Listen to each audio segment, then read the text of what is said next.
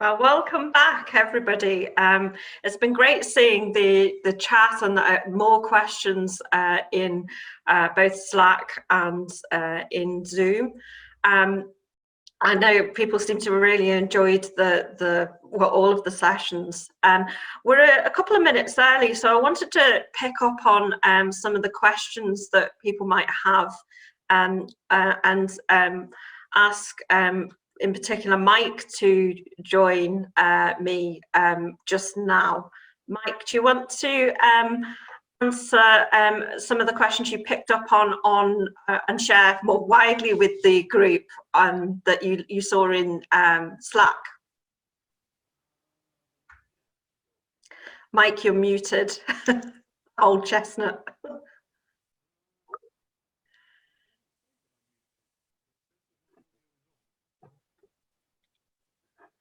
Right, I think, Mike, we can't hear you at all, so.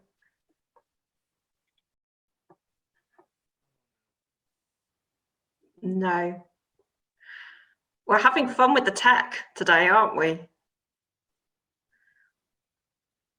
Okay, well, maybe we'll pick up on those questions. Yeah, we'll pick up on those questions in the discussion session that you and Ianthe and I will be on to allow you to deal with things. So this next session, we're going to look at transcribers. So if Elise, you want to load the slides again, that would be great. And I'm going to talk a little bit about the vision that we had in using transcribers and why we kind of chosen it, but also some of the things to consider. And then with much more knowledge and expertise, we're going to have both Nicki Monroe, our intern, who's been working on this aspect of the project, and Elise Ramsey, who has been coordinating that aspect of the project as well. So in terms of deciding what we do in use of transcribers, one of the things as an archivist and a collections manager, you've got to recognise and absolutely understand that archive collections in particular have a complexity and a denseness. It's not about individual objects or individual pages. They're as diverse and as complex as the different people and the different hands which created them. We also have to think about their journey and what's impacted on them, you know, how they've changed, who's owned them, managed them over time, and what that means, so that you understand the history. Because otherwise, as Mike quite rightly has put before, we don't have the context, and context is everything when it comes to dealing with these collections. It's also, you know, the life that they have. You originally print or write a letter or write in a notebook, and then someone might annotate that. And so it puts another layer of understanding, another layer of context that we have to take into account. So we're not looking at a linear process, we're looking at a multifaceted collection or collection item. They're not just words on a page. And it's not a clinical process in that you just say what you see and describe it. There are many issues around just doing that. I think we have to start with the collection item and see what it's telling us, see what it says. We know that we have made mistakes in the past with description. I mean, we're exploring that at the University of Edinburgh at the moment in terms of bias, whether that's gender bias or other bias. We're exploring how descriptions that maybe were written at a time where society found things acceptable that we don't now, how that bleeds into our descriptive metadata, and where we've inherited older lists and catalogues which just don't have the knowledge and they're not informed in the way we can do that perhaps now. So it's not just the words on a page, as I said, but the expression of an individual's thinking, of communication. So how do we unlock that richness you know, try not to impose our bias constantly on it, and we all are biased. And how do we allow that dive into research?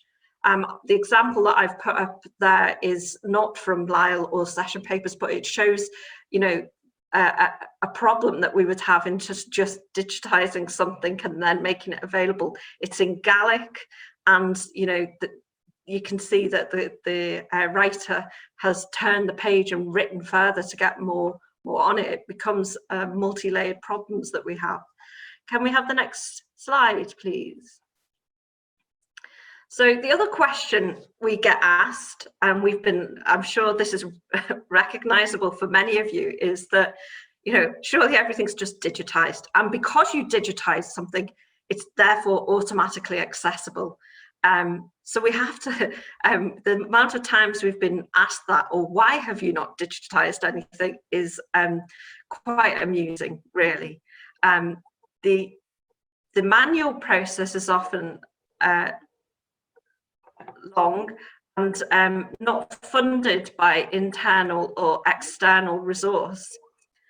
So, excuse me, I seem to hear something, someone calling. I hope that stops soon. Forgive me for the extra noise that's being added. So, with everything not being digitized and accessible, we have to manage the technology expectations and think about how do we do this. The manual process is long, and it's not often funded by internal or external resource to open up these collections, while we have cataloguing archivists and we have people who are working on collections to actually unfurl the richness of these kind of collections.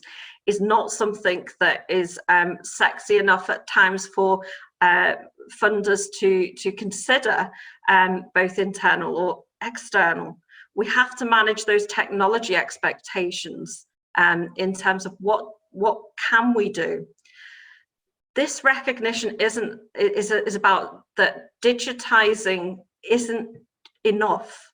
It's fine to, you know, photograph everything and put it on particular platforms, but what about the richness in that image? What is the context of that?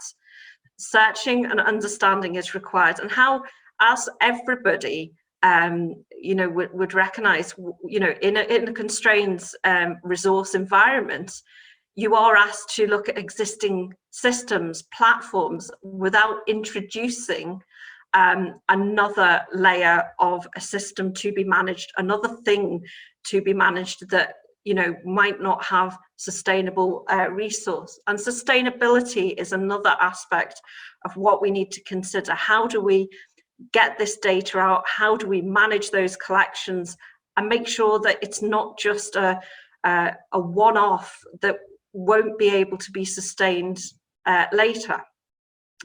Can I have the next slide, please? So we've got our lovely team. You've met Elaine and Elise in their fantastic presentations earlier on, and you will be meeting Nicki in a moment. So we have to consider our global environment, and this past year has really brought home that you know, having digital access to collections, whether that's digitized content or born digital, is really important. In the environment that we work in at the University of Edinburgh, our students and staff are all over, you know, are from all over the world, and we need to think about the access that we provide.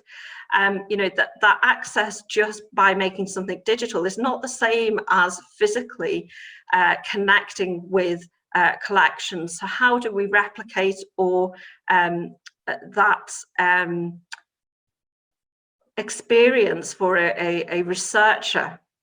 We also have to consider that not everyone's an expert at paleography, so just putting up an image of Lyle's notebook isn't necessarily providing access to it. And we need to also make sure that that collections knowledge is there. We said at the beginning about the importance of this is not about the technology alone, it's about valuing those skills and people who have collections knowledge. It's about connecting in that archival skill, that librarian skill, to using these tools. And we must remember that that's what they are.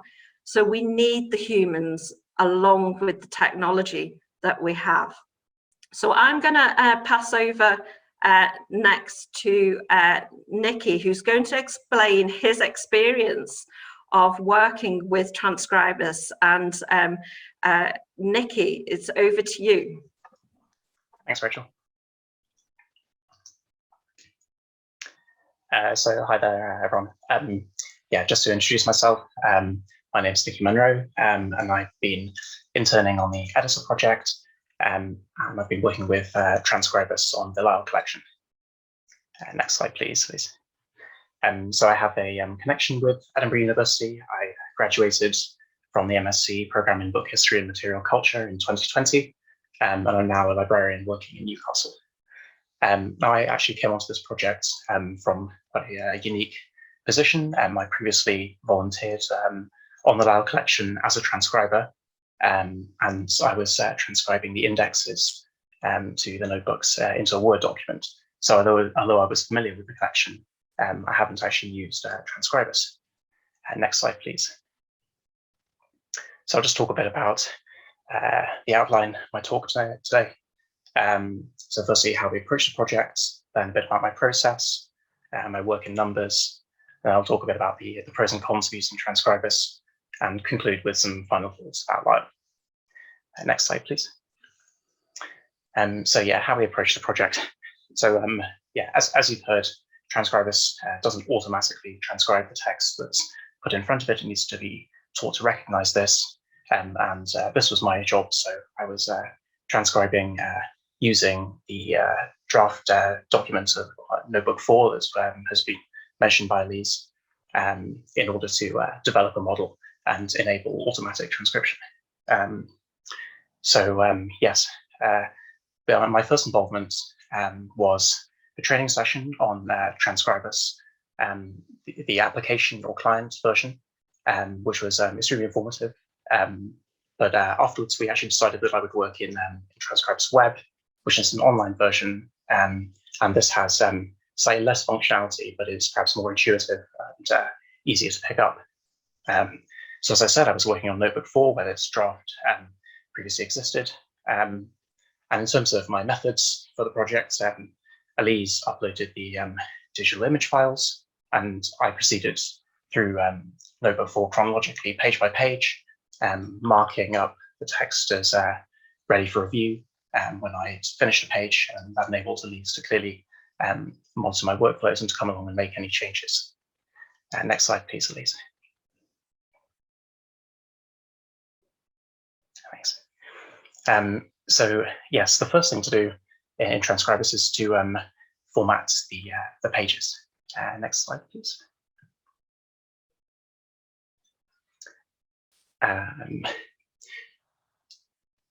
Excellent. So as you can see here, this is one of the pages from the notebook, and these grey lines underneath the text are the baselines. Now, each of these baselines corresponds to a text field, and these need to be accurate in order to input the text. Transcribers actually does this automatically, but a lot of the time the baselines need to be corrected. So for example, it might not have picked up a particular piece of text that you want to transcribe, and you need to go into the baseline formatter and make sure that all of the text you want to record is underlined. And next slide, please. Thanks.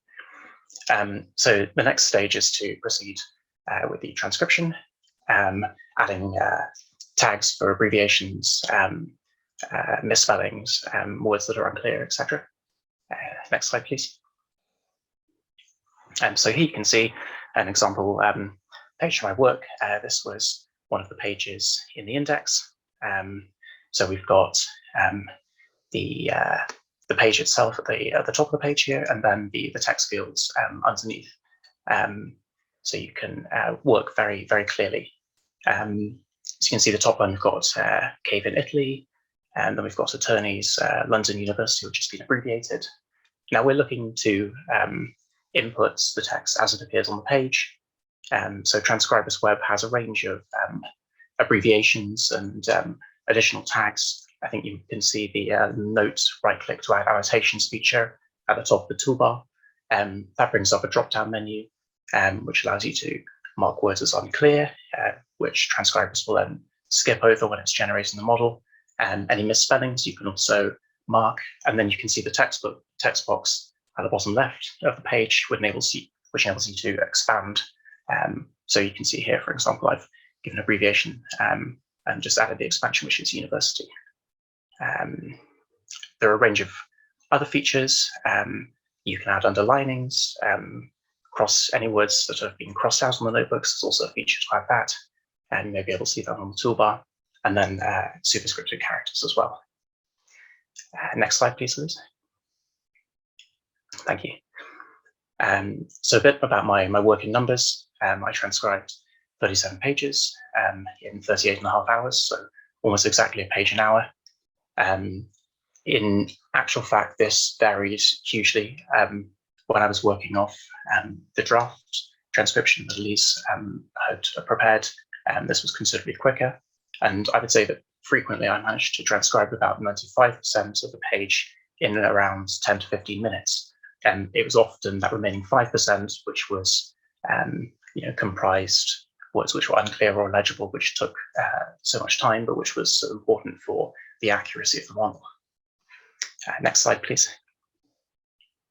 So a little bit about pros and cons of using Transcribers.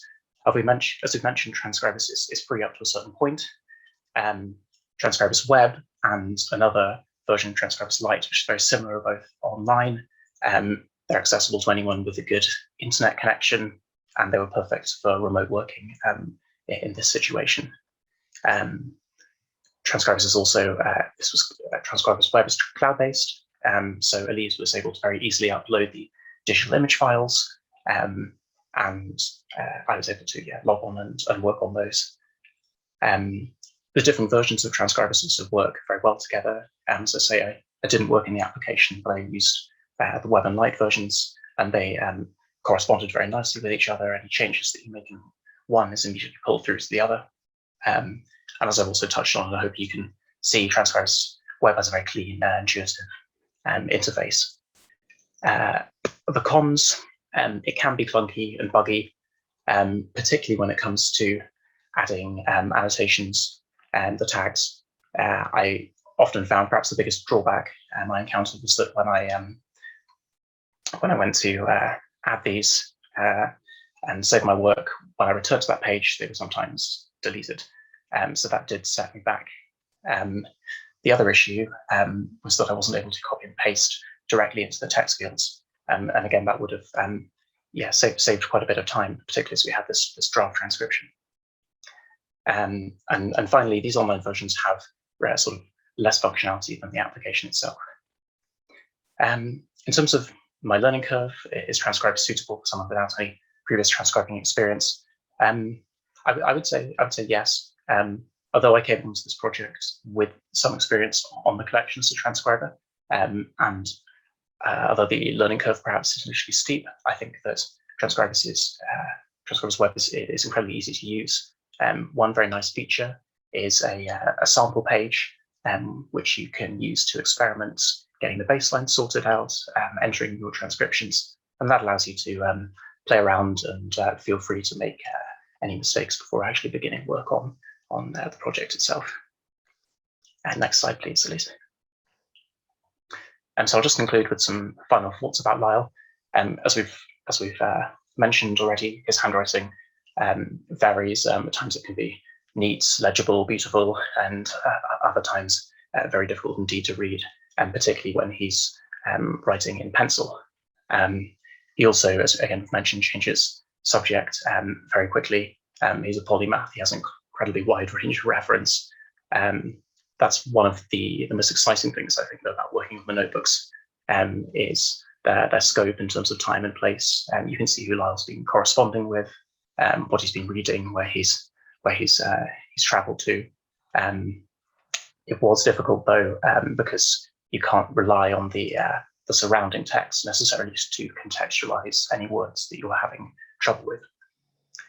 And finally, to conclude how I managed without any geological knowledge, I came onto the project without much geological knowledge, and I think it would be honest to say that I finished without having greatly improved this. I would, however, say that I often found geological terminology easier to transcribe. It's difficult, for example, to mistake the word ichthyosaurus for anything else. Yeah, I used Google and a range of other catalogs and databases and search engines to experiment with different combinations of words. And really, this project was all about getting to grips with the handwriting and the characters that Lal used and keeping a record of any difficult characters and abbreviations. And I think, yeah, that really helped me to progress. Next slide, please. Oh, sorry. Just to conclude, yeah, that's all from me. So thanks very much for listening.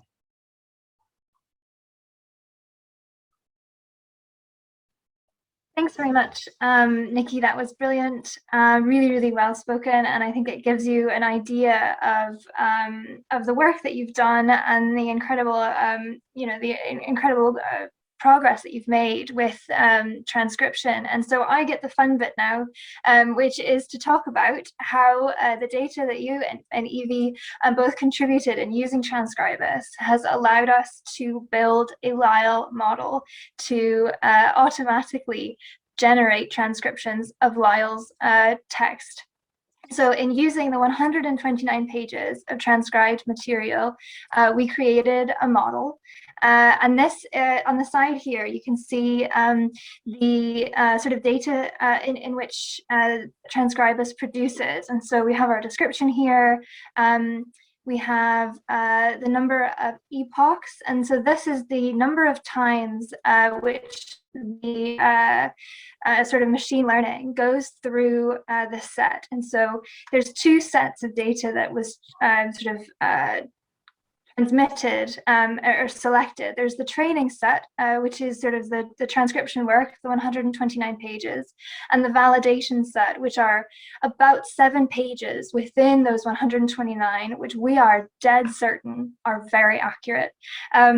And so those are the ones where Lyle's handwriting is very clear, where his subjects are really understandable, and we're certain we know what those pages say. And so in these 50 epochs, the machine tries to learn the training set and tests itself against the validation set. And so this graph here will show you the accuracy in the character error rate. That's what CER means. And so at the beginning, the character error rate was 100%. And over time of this machine testing itself, it gets more and more accurate because there's fewer and fewer errors. So we were able to produce 12,816 words and 2,496 lines of text. And so all of this came together to produce our model. Let's see. Here we go. So here's the learning curve. As I said before, our error at the end was 10.69% and 3.5%. And Joe Knuckles told me that this is very good for our data set for the size that we're working with. And this was borne out as well in actual testing of it. And so here I was able to test the rest of notebook number 4.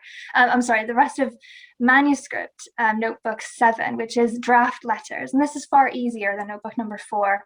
And so as you can see here, this is the left-hand side of the page is Lyle's hand.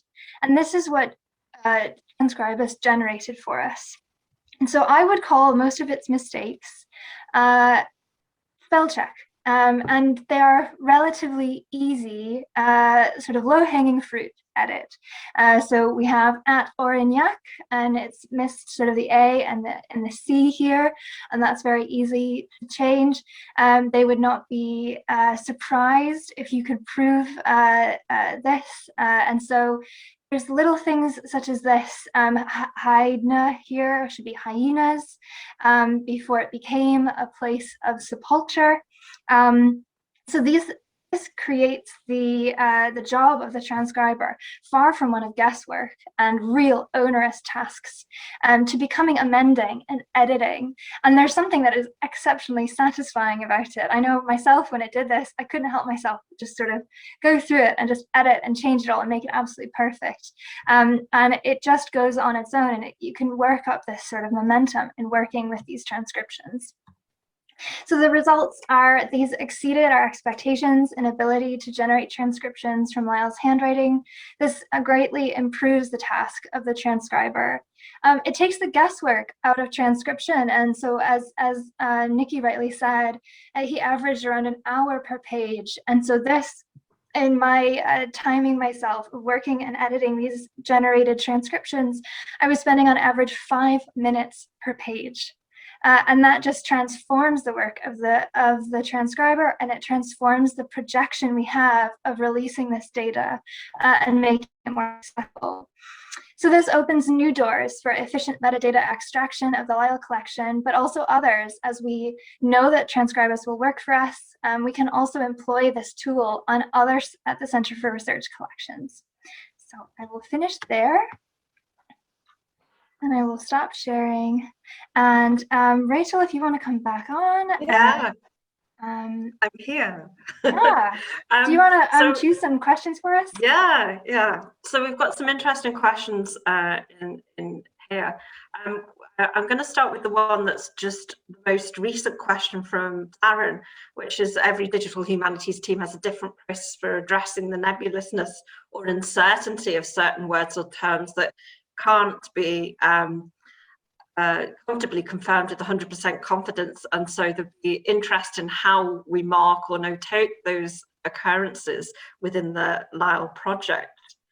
I don't think we've got a bank of all the words that we're not sure about as yet, but like Mike was showing with the editor tool, there's potential there for us marking up. The fact that, as Elise has just described, you can go in and you can edit and change, it means the tool's still learning. We can still improve the tool. It's not a fixed thing at all. Elise or Nicki, do you want to come in at all? Yeah, I think Nicki explained quite well the tags that Transcribers uses, and this is something I didn't mention with the model, is there were instances in which words were completely illegible. Often they've been worn away with time, and so perhaps they were more readable when Lyle wrote them. And in these cases, they could be highlighted as unclear. And so in the case when we went to create the model, there was an option to omit lines of text which had been tagged as unclear. And so those, the way that the model learned did not even include the symbols and the definitions of those that was unclear. And so it certainly isn't, it pushes it down the road a bit, and hopefully the machine will also help us to read those unclear messages. I found that it is stronger at picking up on Latin species names than I am. Not having that sort of expertise in my wheelhouse, it was picking up on species names when I was still going off in a completely other direction. And so these are the ways that I think its knowledge of the repetition of Lyle's handwriting will come in handy, even when we aren't quite following along the same lines. There's some good questions. Elaine's responded about the knowledge of geological, and I know Nicki alluded to not having to have that absolute knowledge about geology, but it's fair to say that both you and Lorraine, Elise, let me start again, you and Elaine, Elise, have genned up and are working with our academic colleagues to understand more of that collection, and the density of the project that Elaine described this morning, requires that beyond what we do. But the opportunity by using this and having that wider project work, the opportunity to connect with research agendas, with our researchers who have that expertise, opens up again as we get the richness of things. So we've got an interesting question on has Transcribers been used to extract written data or annotations from engineering drawings and diagrams? If anyone has experience of that and wants to put something in the chat, then please do. What I saw a couple of years ago, the capability of Transcribers was on symbols and letterheads, and not just on words, but on sort of more picture related as well, where there was something that could be learned from that. So it would be worth talking to our Read colleagues about the different projects and looking at all the different projects that have used Transcribers to see what other kind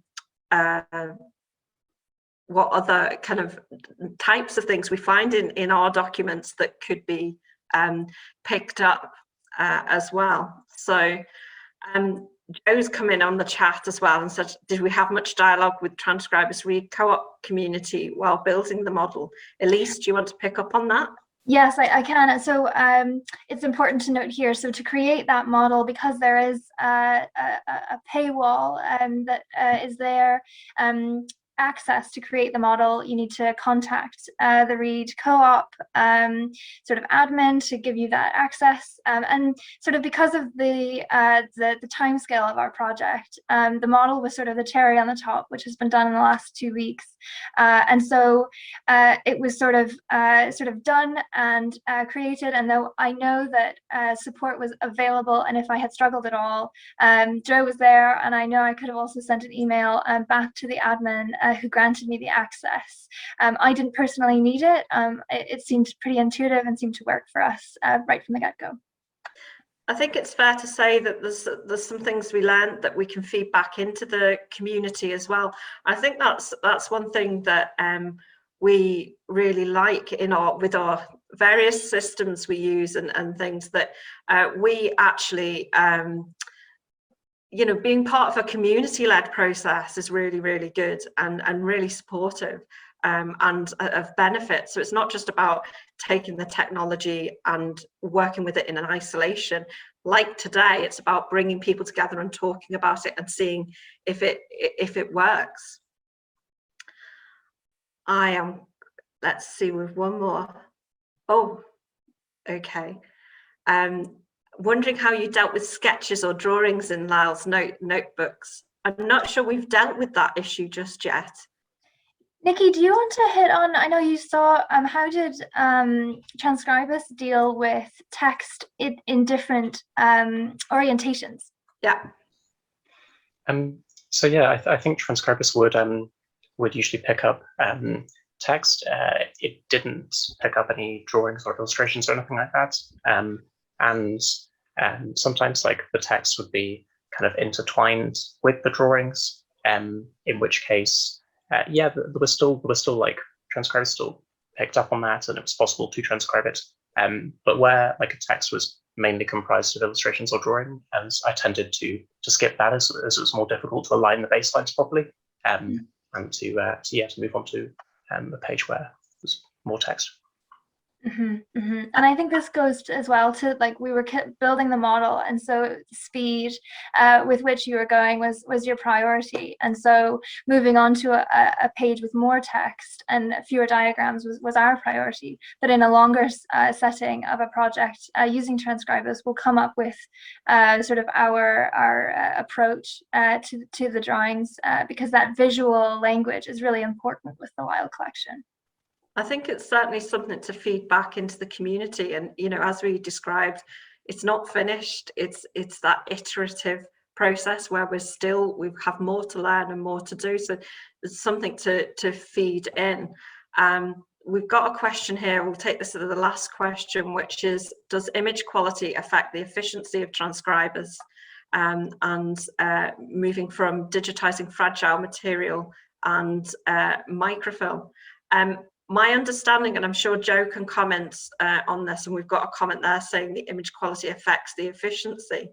But I have also seen where it has dealt with lower image qualities quite well as well. It's the bulk of the material that matters, you know, in the same or similar hands, that to allow you that training of a model to have that baseline and then build up the model from that, that I think is the important thing, rather than having super high, you know, quality images. If you're coming, I have seen it being used with microfilm captured images as well, where microfilm has been digitized.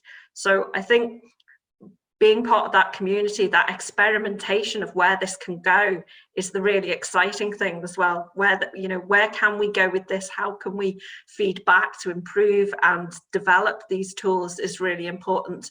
Not just from a development perspective, but also, you know, from an archive and library perspective as well. So thank you very much, everyone, for your questions. They've been really, really great. I think we're going to move on to our next session now. And thank you to Elise and Nicki for your contributions. That was really great. I'm going to ask Ianthe Sutherland and Mike Bennett to join me again. The next half hour, we're going to have two quickfire sessions on different aspects of managing these things. Initially, we'll be talking about digital collections management, because we're, you know, working in this digital sphere. We've got digital output from doing this. And then we'll ask our colleagues from the US who have been part of the project, so Jim and Lauren and Randy, to join us to talk about digital history projects and their experience of managing digital history projects. So Ianthe, I think when we were thinking about this, we were wondering about digital collections management isn't just about digitization, as I said earlier. Neither is it just about you finding space on a server for the stuff that we've kind of generated. It's about access as much as anything, as well as sustainability in the digital preservation of stuff. So I wonder whether you wanted to say a few words. I should introduce you as our digital library development team manager at the University of Edinburgh as well. The manager of the clever ones. Some of the clever ones. Yeah, so it's really important, you know, we have all this wonderful and rich content, and as been brought up quite a few times already, if we don't have the right metadata against it, or contextual ways of searching for what you're looking for, you can't actually get to it. So it's really worth taking all the effort to get that information so that you can access these wonderful resources. And that's becoming quite a priority for us, because we want these things to be discoverable, and we want new and exciting ways to engage with the content of all the wonderful and unique items that we have. And it is a challenging problem, but you can see we're doing the best that we can to get with it, to get to the content and let people find it. Now we have collections from all different areas. We have collections that are in the archives, we have collections that are in the museums, we have more relevant collections, but we also have to think about digital preservation in the history that we're creating now. So for example, the institutional history, how do we keep the history of what's going on now? So an example I've been thinking of recently is, in 20 years time, when we look back on the pandemic, what records would people like to find on information about that, and are we keeping them in a way that they would be accessible and discoverable by people at that time? What else? But all these clever things that we're doing, we want to apply it as much as possible to everything that we can to expand the access. And every single time we use these tools in a clever way and feed back into these models that we use, we're getting better and better at it, and we want to apply it to more and more collections. That's great, Ianthe. Yeah, it's interesting, as we've worked with each other over the years, it's that the value that I find of working with your team is And again, it's not about just us as archivists or librarians, and it's not just about having the technology. It's about bringing those two things together. And I think the joy in our early days, I don't know whether you remember when our colleague Claire Knowles, who's now at the University of Leeds, we were looking at transcription and this knotty problem of how do we deal with the denseness of transcription through thinking about crowdsourcing and looking at Zooniverse and tools like that. And we had an internship that was funded internally that allowed us to consider that and consider where we had issues around different languages in our collections. And we've got some brilliant resource out of that. But again, it was, how do we consider embedding this in our systems? How do we maintain this moving forward? And thankfully, we all get on and we work really well together. So it's great. But it's having that, it's recognizing the different expertise that's needed. It's not, you can't, as an archivist, like we've seen, you can't be a geologist as well as an archivist, as well as an engineer, as well as a developer. It's bringing those skills together, isn't it? Yeah, and finding ways to help, because we all in these challenging times incredibly under-resourced, and it's quite hard to say, we need all this money for catalogers to make resources available. So it's finding all the clever techniques that we can use. And thinking back to those initial conversations about crowdsourcing, we thought what we could do then, and we had these metadata games where we tried to get people engaged playing games and adding metadata, because, for example, at the University of Edinburgh, we have thousands of wonderful images that don't have associated metadata. So my favorite example is that there's somebody on a horse, but if you put horse in the search engine, that beautiful image doesn't come up because the only metadata that it has is the photographer. So we got some of that metadata in from crowdsourcing, but then you get the challenge of how do you make sure that the metadata you're putting in is actually correct. And when we had those metadata games, people put interesting things like it's a blank page, which doesn't really help a search engine, so you have to think. But as time goes on, we're getting more and more clever tools to apply, and having more and more clever people like Mike thinking about how can we bring all these technologies together to help us extract that information that we need and feed it back in. Absolutely. Mike, it might be worth you coming in here to give your experience in working in this project. And you've mentioned in some of the chat about how you value linking your skills to our archival, librarian, curatorial skills, and where you see the value in doing that, because as we've all seen on the chat, we've got experience of either just digitize it or there not being that connection between the two. So Mike, over to you. Yeah. Am I making sound now? I restarted Zoom, so I hope my microphone came back. Okay, good. I just kind of I just made this point to somebody in one of the discussions in the chat. Is for me, it's really important to consider this kind of way of working, because the glorious unlocked future of collections will not happen just by machines or just by people, because there's too much stuff for people to do it. There's just not enough time. There's not enough people. But also, computers are really useful for automating tasks, for doing the kind of donkey work that would take a long time, that doesn't necessarily require a huge amount of specialization. So when you put those things together is when it works best to achieve the kind of goals of making collections accessible, providing the data that is locked away, because it's really essential to have that domain specialist knowledge available to guide what's happening. Otherwise you're taking a blurry photo of what's available and then saying to somebody, there you go, you can get all the information you need out of this.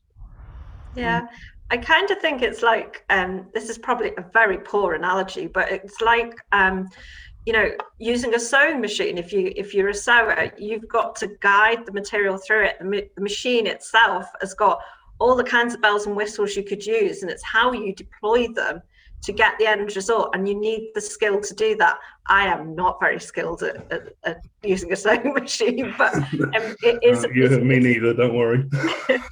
But it's that plugging those different aspects of the technology in to achieving how we manage our collections. I mean, we're talking in the digital sphere at the moment. I mean, we know that there's an increased demand, you know, particularly around the pandemic, for access to things, and access is a huge thing. But as we digitize content and as we create these outputs, those things are just as important to keep preserved and to feed back in. So we want to make sure that we've got that sustainability to allow that preservation and development to happen, because, you know, if we didn't value those digital outputs because we're so transfixed on the physical and the traditional skills that we have, then we wouldn't we would be blocking the future to collections, as Mike described. We would be blocking that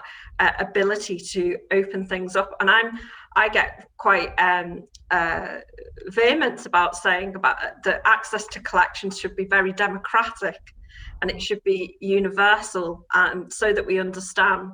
The other aspects of this is I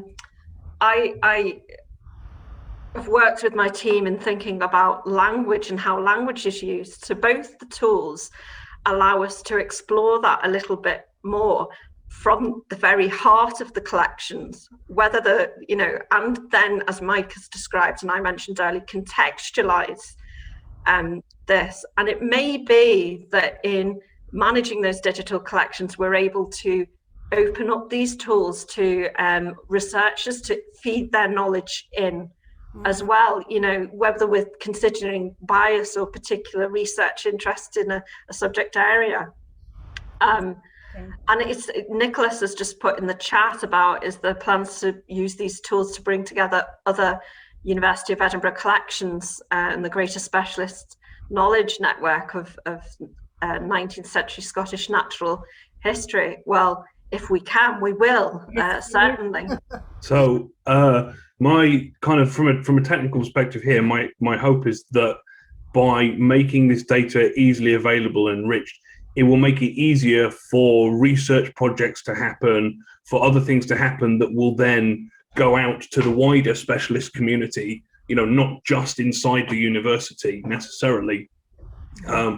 Because something Rachel just touched on, which is about the importance of not ignoring the digital and of opening up collections, making the access democratic. I think it's really important because also a big consideration, certainly from our side, is you can't always know who the consumers of your collections are or what they want to do with them. So there are people who maybe will look at something like the Court of Session papers from a legal perspective and say, okay, I'm interested actually in the really domain-specific presentation of this with all of the associated knowledge. You might have somebody from computational linguistics come and say, wow, fantastic, here is a resource of printed text dated over several hundred years. I can take this in and use it to analyze how language has changed. And I don't really care about the particular content of the text. It's the fact that there's this huge body of text available allows me to do this research. And you can't always know about what people might want to do with the collections. So if you make them as open and available as possible, that then promotes more people to use them. It makes it easier for people from other disciplines who might not traditionally consider using these collections to come and look at them. And it fosters wider kind of community participation in using the collections. And I think that's really important. Great point. And I think I've noticed in the chat that Will Lamb commented, and I should point out that Will is one of our academics who's a Gaelic specialist who has worked with transcribers to look at Gallic content in our collections and try and make that available. And we're working with Will to look at other parts of the collection and with colleagues in Ireland as well to try and open up these what are physical collections at the moment and create digital resources to then allow that further exploration, not just for our own academics, but in a wider, the wider Gaelic community, the wider interest in Gaelic as well. Mm-hmm. I'm conscious of time. Anthony, do you want to make any last points? No. No, that's fine.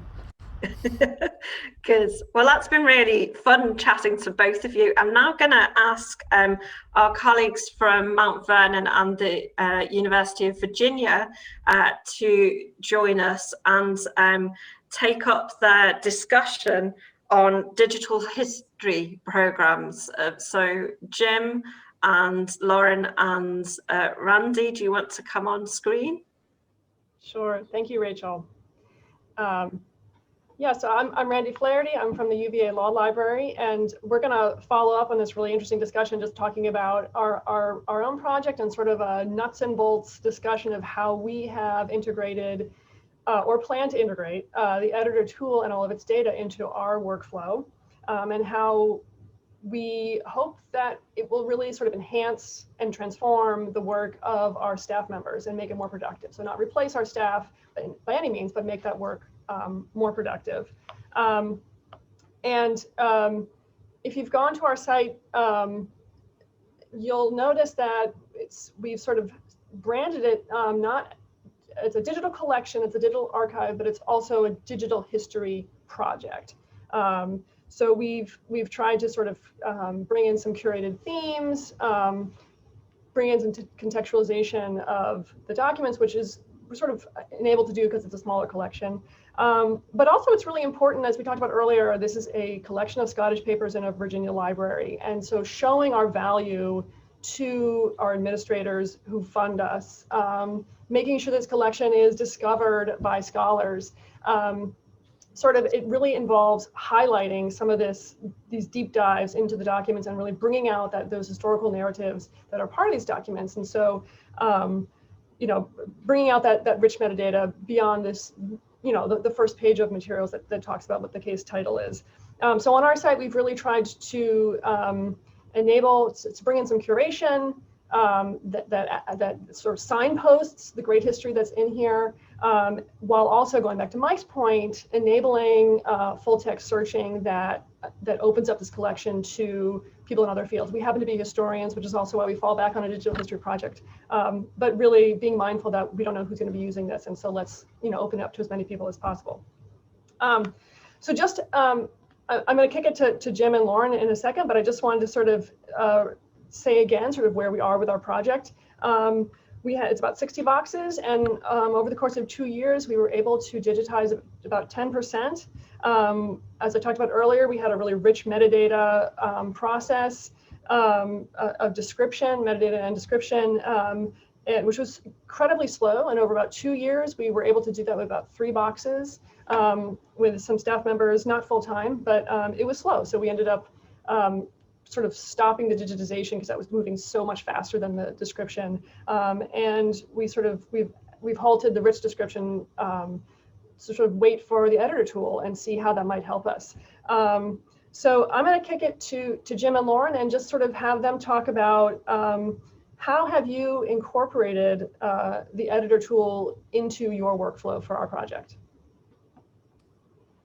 Thank you, Randy. I think, it's important to reiterate that when we first conceived of how we were going to tackle this project, it was you, Randy, Jim, and myself who were 3 historians, and the way we approached it was one where we were trying to leverage our combined expertise as both historians and archivists. And the standalone project that we created was focused on best contextualizing the session papers that we had at UVA, and that painstaking manual rich description process that we endeavored with over the first phase of this project was absolutely critical in sort of forming the relationship we have with Edinburgh now, as well as fundamentally being part of the original way we built the OCRing tool and the model for understanding these session paper documents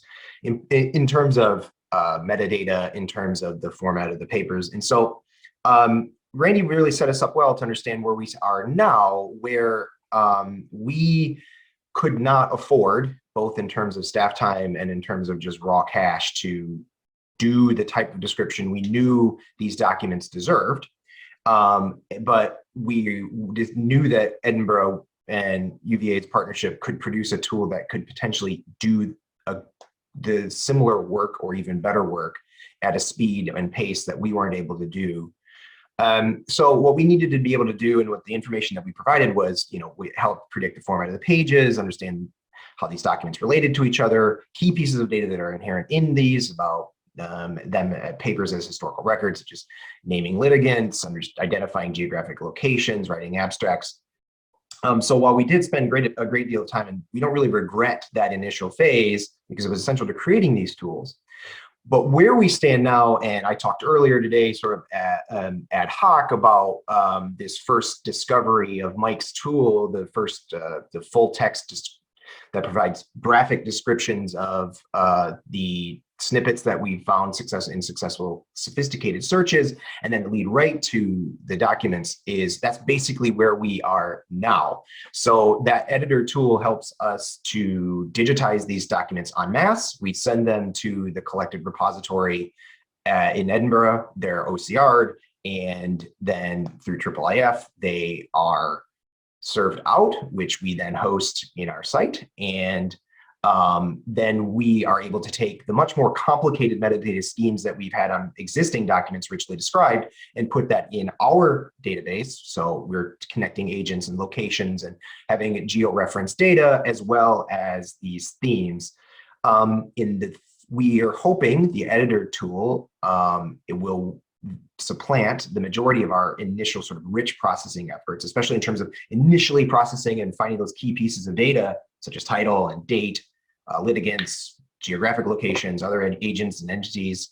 But it's critical to note that we think that we sort of view this as part of a hybrid iterative editorial process that combines computer-assisted work with the human curation and vetting. It's sort of like what Rachel was saying with the Stowing machine. We have to sort of guide it through. We know that these documents have to have a human curation part of it to make them as valuable as we think. So that's where we stand technology-wise from our site and its relationship to the collected repository of many, many institutions contributing session paper documents. Lauren, I brought up our screen here, some of the recent innovations we've made, in particular the work that we've done recently to transition to different document viewers and whatnot. But I wonder if you talk a little bit about the ways that we've created sort of access points within the metadata itself, and the ways that we're displaying the documents that will then be informed by the kinds of things we're able to extract out of the documents via editor.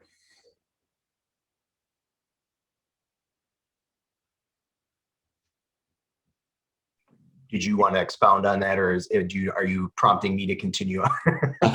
I'm prompting you to continue your holy quest. No, I think that this illustrates well the type of complexity that we have from our process, and then one which gives us the litigants and the title and the date and the document type, the case, all that sort of stuff. That was painstakingly created. We know, or we're relatively confident that in the future, much of this work will be supplemented or initially done with computer assistance. And I think that really allows us to screen through these documents in terms of being able to digitize them, which is the easy part, and then rely on the tools that we've collectively built together to open up not simply access to the text, but an understanding of these as a large historical collection that represents a lot of very different ways of understanding the past. Well, and I think it's a good point. And one of the things to point out when we're talking about where we were and where we're going, initially when we began the project, the idea is that we were going to serve out digital copies of these papers as compound PDFs via our Drupal website. And we actually started that. We were in the process of digitizing. We created those compound PDFs, but some of them were just too bloody big that our site couldn't handle it. That's right.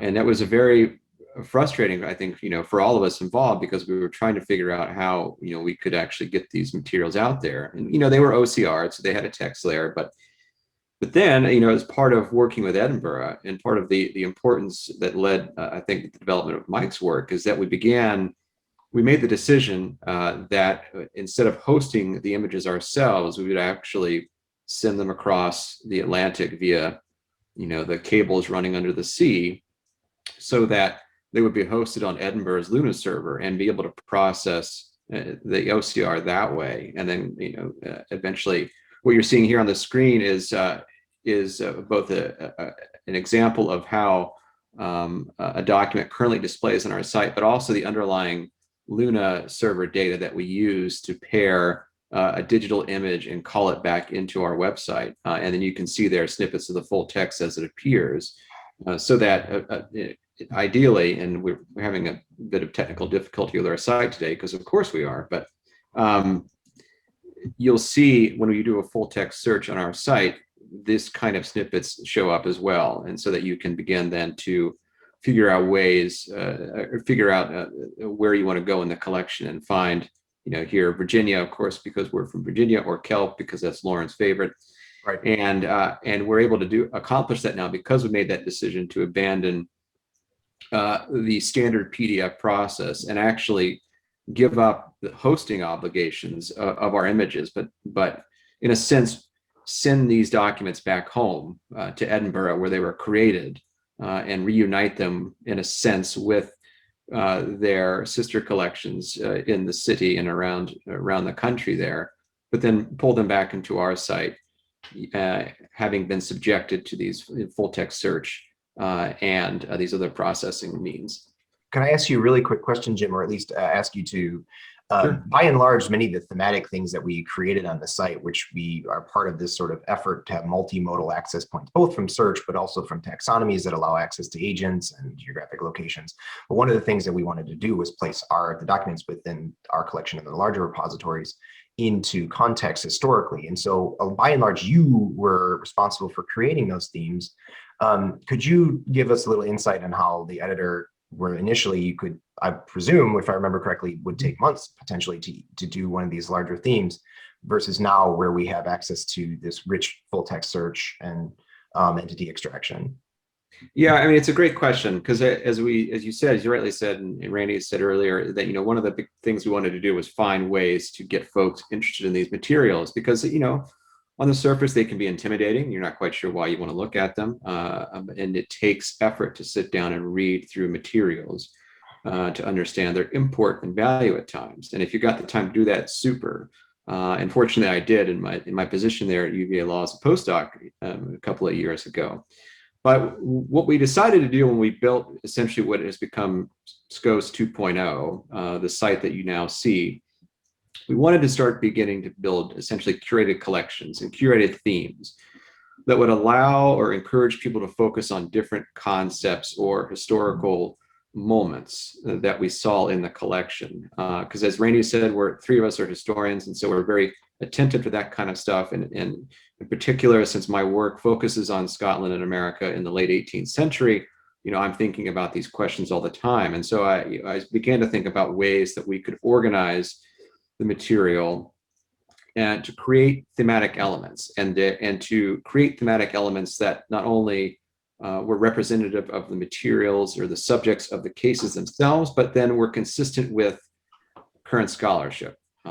And so, for example, looking at things like Jacobite legacies, the ways in which the fallout from the uprisings in 1715, 19, and 45 created legal consequences that spanned into the 18th and 19th century, looking at the significance of family litigation.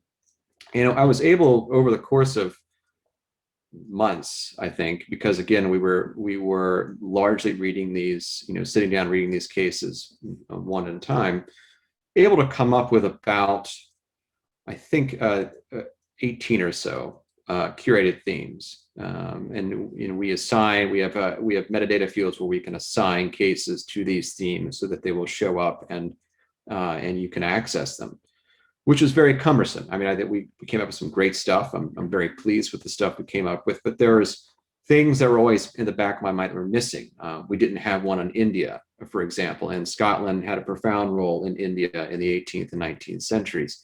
We didn't have one with the West Indies, and there has been a lot of important scholarship by folks both in the UK and in North America focusing on Scotland and the slave trade, and Scotland investment in India, and the reciprocity between West Indian derived wealth and the expansion of landholding and capital investment in Scotland in the 18th century, to say nothing of the connections that implies for the North American colonies in the United States in that same period.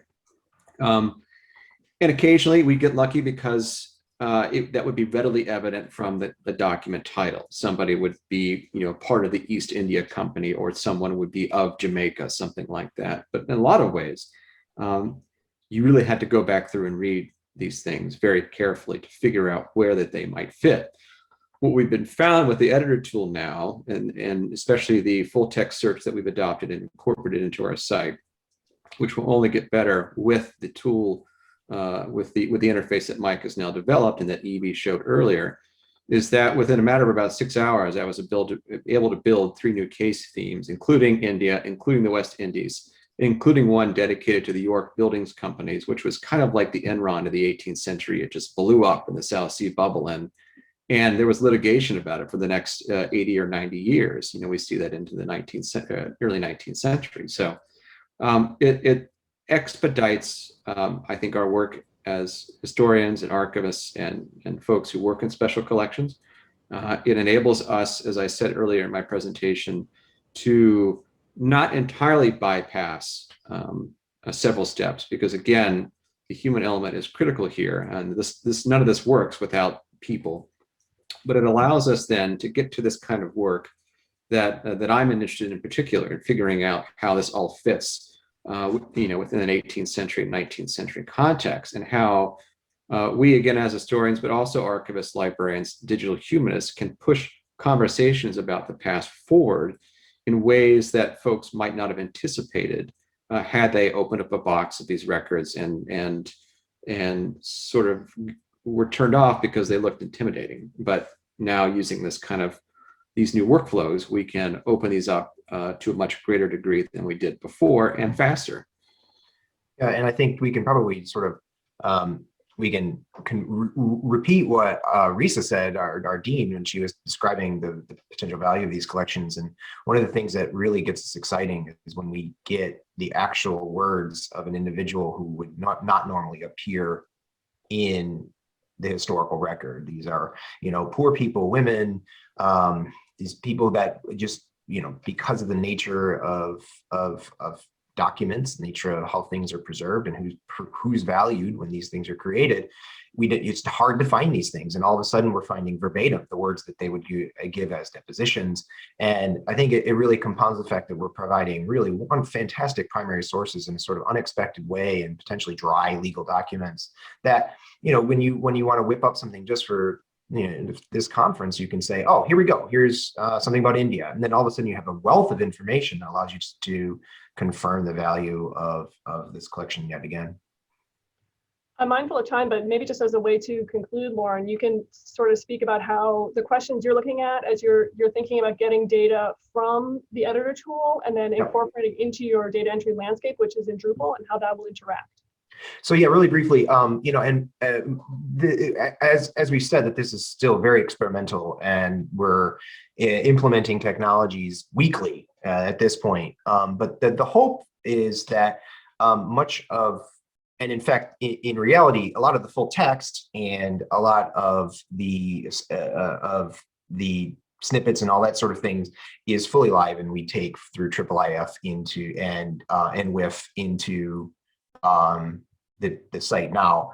We haven't worked out, Mike and I haven't worked out how I would take the data that we create in Editor and bring that into Drupal. I believe it's possible. I mean, of course it is. So really what we would need to do is figure out what Mike's data looks like from the editor, and how then do we create the API or whatever tool we're going to create to bring that data over to our stuff and crosswalk it into our metadata scheme. So I think that's all really sort of basic stuff. It just has to be built, and we just have to have a knowledge of the platforms we're using, and then, you know, make sure that the metadata schemes that happily we built as an ensemble team will work together in the future. And I don't think that that's too far off, especially once that we're really confident that the editor is doing what we expect it to do, which I think we've already demonstrated. It's there, if not almost there. And it's something that we just are ready to jump into. It's just crosswalking metadata. Thank you. I think that does it for us. So we're going to kick it back to Rachel for some conclusions of the day.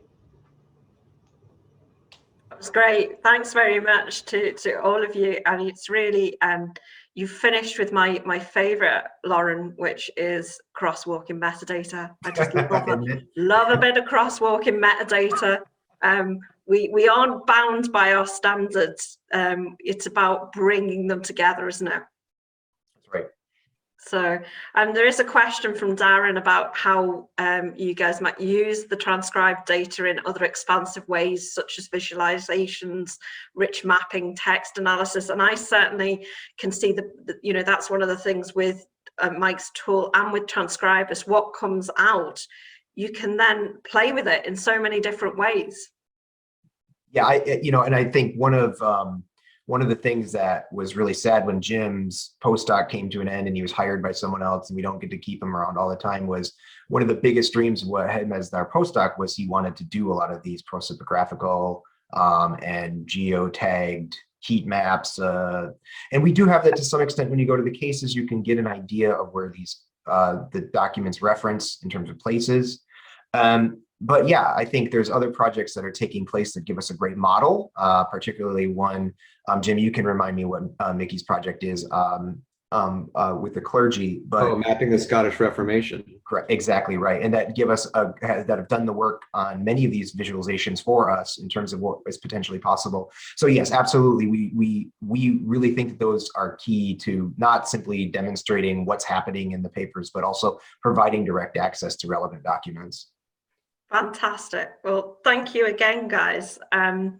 At this point, we've got a short while left, and I've been asked to reflect on today. And firstly, I mean, I am taken aback at how engaged everyone has been, not because we didn't know, you know, what we were trying to do was a good thing, but really how interested and what a great community there is here around things.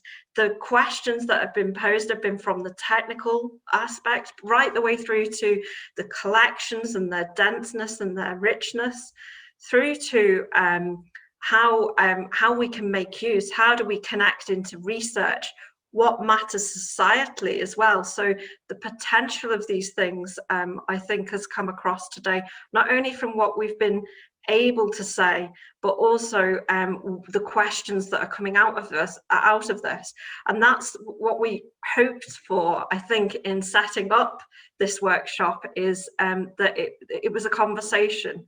It was a two-way thing where we would be able to learn from yourselves as much as from you know, what we could share, which is, you know, we're amazed by what's happened, but, you know, nothing's ever perfect. So it's having that flexibility to be able to experiment and try. And I hope one thing that has come across is by working together with colleagues in different institutions and, you know, the amazing, you know, colleagues from both Edinburgh and from the University of Virginia and Mount Vernon, And when we've had fun doing this, we seriously have, and you know, having fun when you're at work is quite a treat, isn't it? I mean, not that we don't have fun, but it's when you bring like-minded people together that you want to just be able to make something happen. There's an energy to it, which I think is really appreciated in what we do.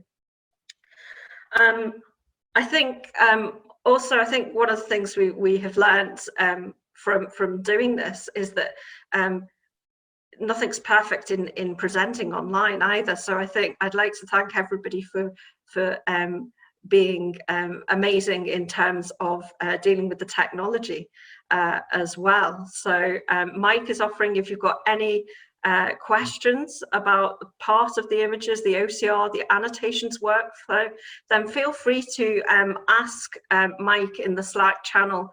Equally, ask anybody else about the collections, about the thinking behind what we were trying to do to get them out there, and not being, you know, developers like Ianthe and Mike. How did we connect into that to enable these tools to be taken forward?